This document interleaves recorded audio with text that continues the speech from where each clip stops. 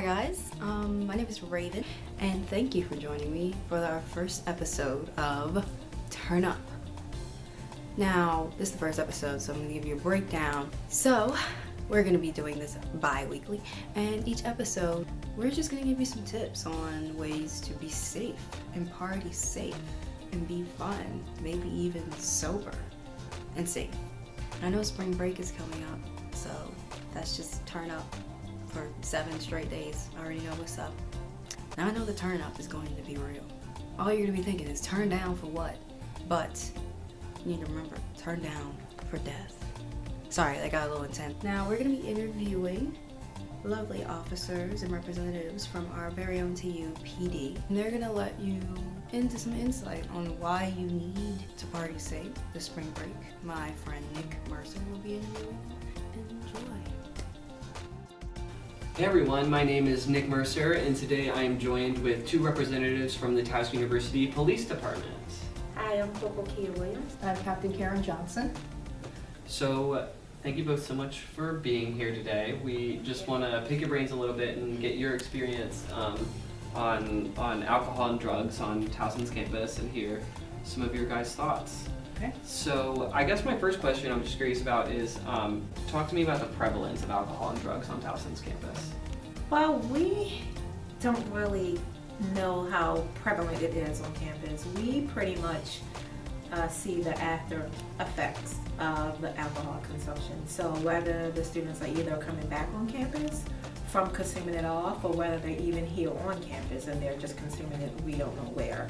We normally get the calls for to check the student out, and most times we may have to call a medic, and once the medic comes, they make that determination of whether they want to transport the student to the hospital or not. So when you say call a medic, you mean call an ambulance? Yes. And how often do you think that happens? Maybe 35 transports per semester just for alcohol use, and we probably have anywhere from 30 to 50 ambulance calls a month to the campus, and that could be for anything from, alcohol issue to somebody spraining their ankle.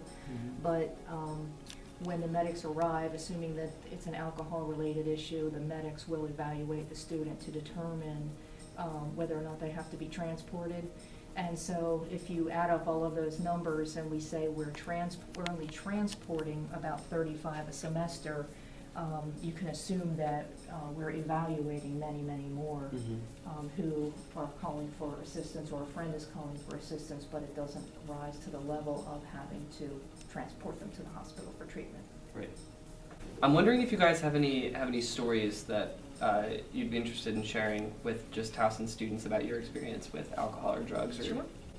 One of the stories that I had was from before I came to Towson University, but I was working as commander of the Towson precinct here, and we had a situation where a student was off campus and became intoxicated and was trying to go home, and he went into a house that he thought was his, but he was so intoxicated he went into the wrong house. And when the owner came downstairs, they found a stranger sleeping on their couch and called the police. Nice. So that person was charged with burglary because he actually broke into a home that wasn't his. Story-wise, I can also say that in my 27-year law enforcement career, I've had the unfortunate task of doing death notifications to families whose loved ones have been involved in DUI-related accidents, and having to go knock on somebody's door at 3 o'clock in the morning to deliver that news is just one of the most awful things that you could ever have to do as a police officer, that you're knocking on that door, and when the person answers, you're going to turn their world upside down. So we are about to head on spring break here at Towson University. What tips would you have for students, either just general staying safe, or tips as they relate to alcohol or drugs? Don't walk alone. If you're walking well-lit areas. Keep your valuables secure. Stay in the room that has safe or lock boxes. If it has it, utilize it. And I never like to say don't drink, but know your limits. Don't leave your drink unattended. Try to limit your cell phone usage. Try not to text and walk and looking down. Try not to be on your phone as you're walking.